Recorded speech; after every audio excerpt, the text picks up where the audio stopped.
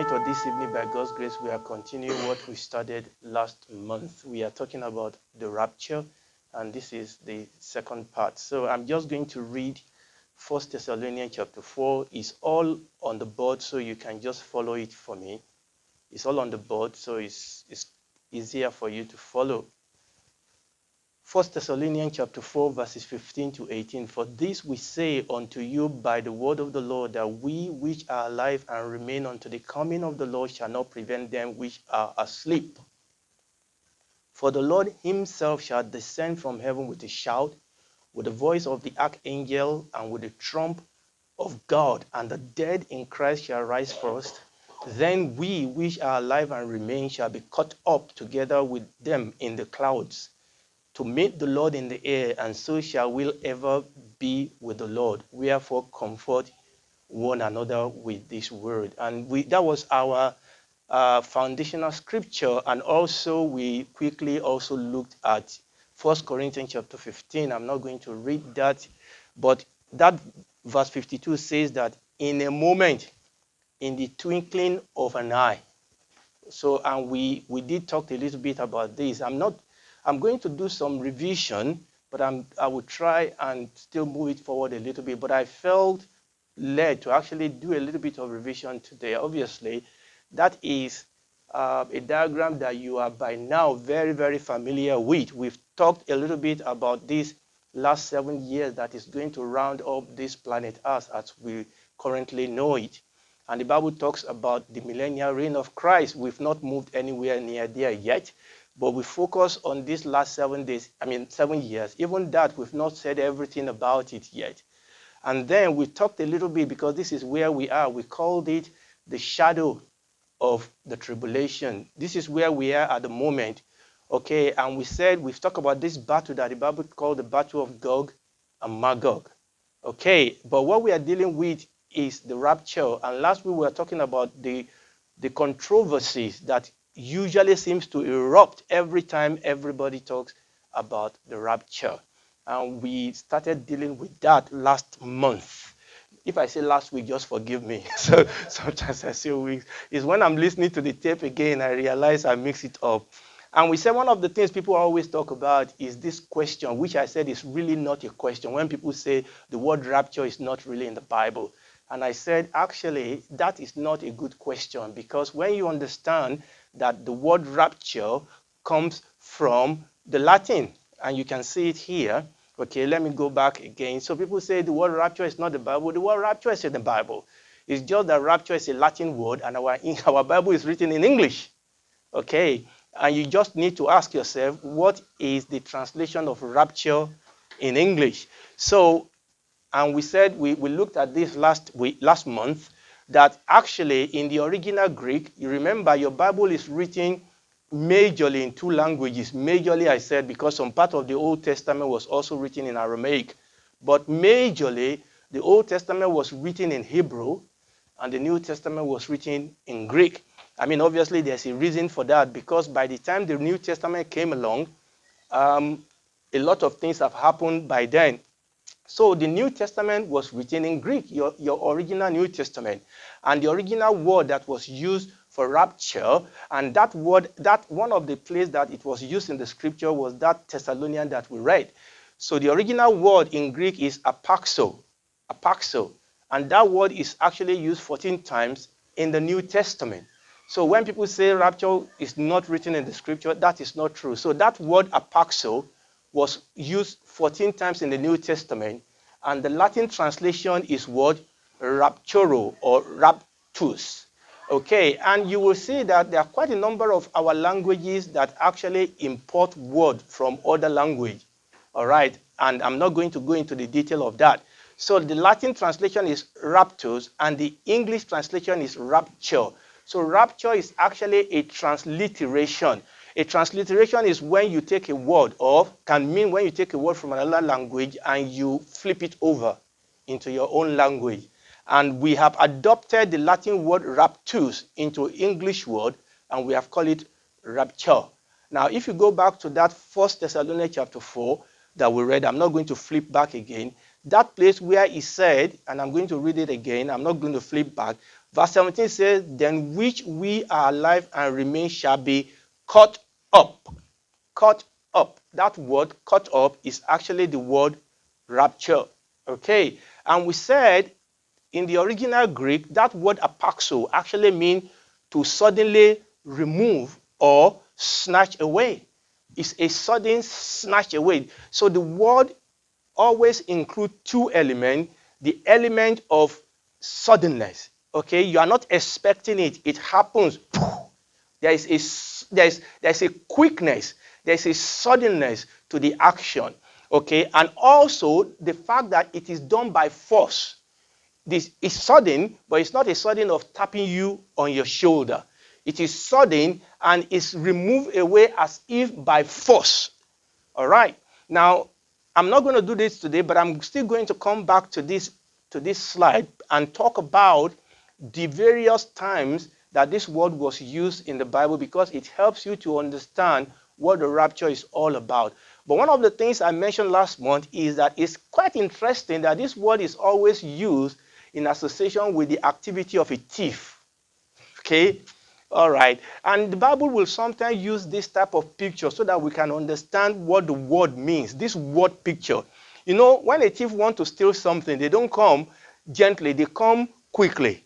All right. If they want to remove somebody's phone from their pocket, okay, they do it suddenly, they do it very fast. Okay, they plunder. And then there are some other examples that we'll have there, but like I said, I'm not going to sit there today. What I want you to see is that that word rapture means it's going to happen suddenly. Oftentimes with the sense that you won't know it's going to happen. Okay? And we have the scripture tells us, this is why the Bible says we must be ready. Okay. Now, let's move on. And we said that the issue is when people want to talk about rapture. Okay, people ask this question. Oftentimes, people have the controversies and the fight over rapture because people start asking, when is rapture going to take place? And as we said last month, that's a good question, but that is not the first question to ask. Before you ask when, ask this question. Ask yourself, what is the rapture? Ask yourself, why does the rapture need to happen? How is it going to happen? And then we can talk about when is it going to happen. You see, one of the things I found out is that people people have different opinion about when rapture is going to happen. But most people have the same opinion about what the rapture is, why the rapture is going to take place, how the rapture is going to take place. But this is the problem. People will get divided over their different idea about when it's going to happen. But the truth is that they agree on the other three. They agree on what it is. They agree on why we need to be raptured. They agree on how we need to be raptured. But some people disagree on when. Now, I think it's a question we need to discuss. I think we need to talk about when it's going to happen. But I believe that if we can be clear in our mind about the first three questions, it will help us to answer the last question. I want you to see how the world consider the whole concept of rapture. And however, the rapture, are you serious? And this is the way the world consider rapture. Really? Rapture? Is that possible? What? And I want to introduce you to this word. Let's call it together pre-posterous. Pre-posterous. Now, the concept of rapture is pre-posterous to the world. What does that mean? What does this word mean? It means something that is contrary to reason or common sense, something that is utterly absurd, something that is ridiculous, something that is silly. Rapture to the world is silly. To the world, it doesn't agree with common sense. You mean some people are just going to disappear? Really? Are you are you in your senses? So that word preposterous means something is absurd, ridiculous, foolish, comical, laughable, nonsensical, senseless, insane. You've lost your mind. Irrational, unreasonable, illogical, outrageous, unthinkable, crazy, is idiotic. When you talk about rapture, that's the way the world thinks about it. But I want to tell you something.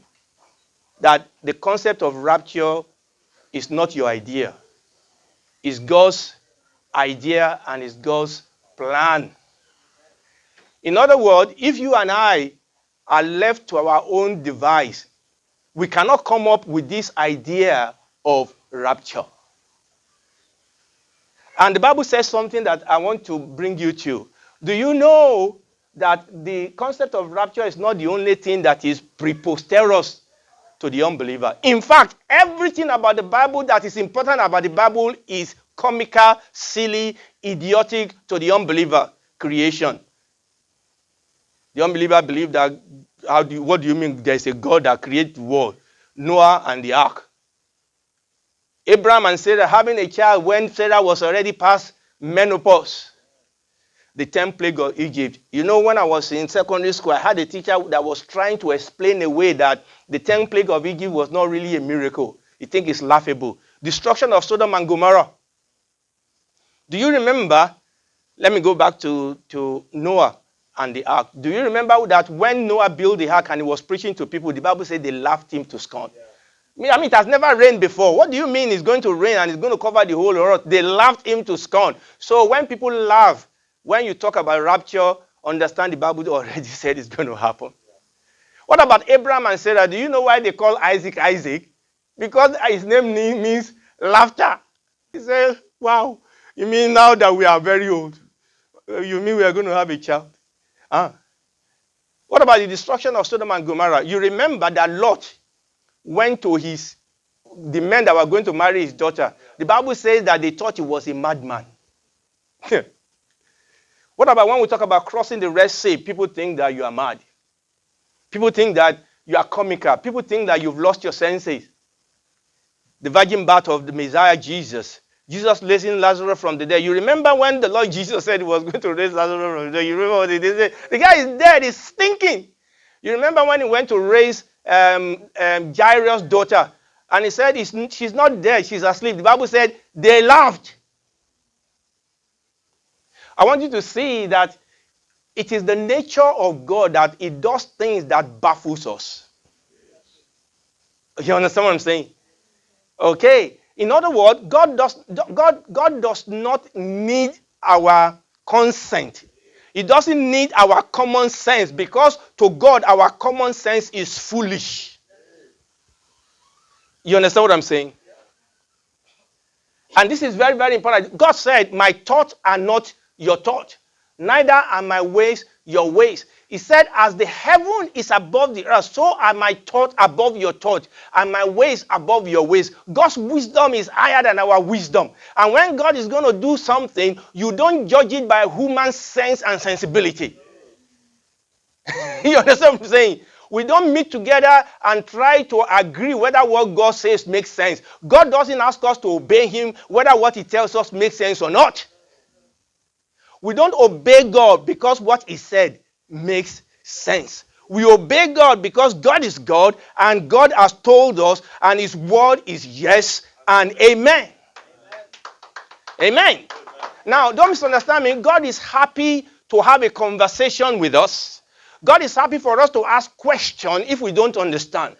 I mean, like Mary did. Mary did that. When Angel Gabriel came to Mary and said, you're going to be with a child, Mary didn't, how is that going to happen? She didn't laugh. So Christianity doesn't stop you from asking questions. We are happy for you to ask questions. And there are answers.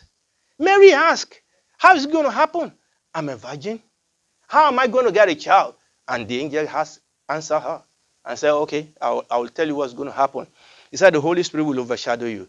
The power from on high will overshadow you, and you will have a child. And Mary said, cool.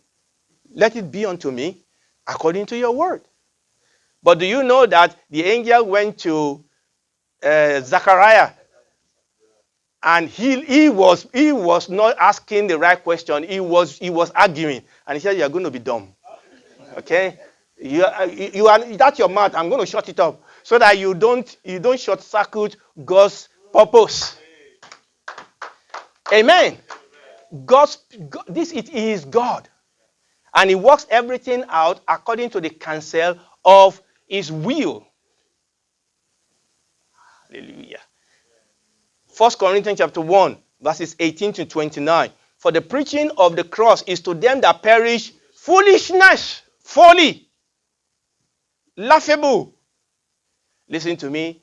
The fact that people laugh about your faith doesn't make it any real or unreal. It is the God factor. Is this the word of God? And let me tell you something. You don't need to apologize for your faith. Don't cover your Bible in your bag. Okay? I don't mind you carrying your Bible in your bag if you need to. But don't carry it in your bag because you are ashamed of it. There's nothing to be ashamed of about the word of God. It doesn't make sense to the world. It's because the world is foolish. It's not because you are foolish. It's because you are operating in God's level. You see, this is the problem. They turn this thing against us. You are not the one that is foolish. You are operating in the wisdom and the might and the plan and the purpose of God. You are operating. The Bible says that we are seated with Christ in heavenly places, far above principalities and powers. Why do you allow them to judge your faith? Like I said, we are happy to if they don't understand and they ask questions, we are happy to discuss it with them. But don't let them ridicule you for your faith. You are operating, the reason they don't understand you is because you are operating at a higher level than they are. Absolutely. Higher frequency. For the preaching of the cross is to them that perish foolishness, but unto us that are saved, it is the power of God. For it is written, I will destroy the wisdom of the wise, and I will bring to nothing the understanding of the prudent. Where is the wise? Where is the scribe? Where is the disputer of this world? Has not God made foolish the wisdom of this world? For after that, in the wisdom of God, the world by wisdom knew not God. It pleased God that by the foolishness of preaching to save them that believe. By foolishness of preaching. The world think it's foolish, but that is God's way. That's God's way. I'll say that again. Don't judge God's word by popular belief, by popular opinion. If God has said it, that settles it. And I believe it.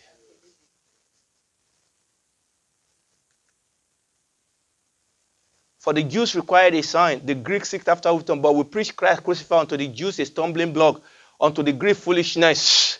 But unto them that are called both Jews and Greek, Christ the power of God and the wisdom of God. The power and the wisdom of God always look foolish to the world. But finally, Noah entered into the ark and God shut the door and it started raining and they woke up, but it was too late.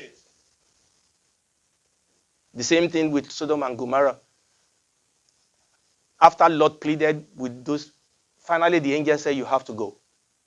And now it started raining fire and brimstone. It was too late. I like verse 25. Let's assume that God is foolish. Okay, let's even assume that God is foolish. He said the foolishness of God, the foolishness of God is wiser than the wisest of men. And the weakness of God is stronger than men. I mean, God is not foolish. God is not weak. What he says is he's turning the door against the people. You think the foolishness of God, you can't even. It's like somebody says that, my toilet is better than your sitting room. Hallelujah. I'll be rounding up. For you see your calling, brethren, how that not many wise men after the flesh, not many mighty, not many noble are called. For God has chosen the foolish things of the world to confine the wise. And God has chosen the weak things of the world to confine the things that are mighty. And the base things of the world, the things that are despised as God chosen, and the things that are not to bring to naught the things are that no flesh should glorify in his presence. No, God is not against people having scholarship knowledge. That's not what God is saying. But understand that our knowledge is nothing compared to the knowledge of God. I remember somebody was asking a man of God a question. He was saying that he was asking something about God, that how can God, is there really a God? How can God do this? And the guy said, can I ask you a question? He said, yeah. He said, how big is the universe? I mean, this guy was learned. He rolled out the measurement. It's uncountable, blah, blah, blah, blah, blah, blah.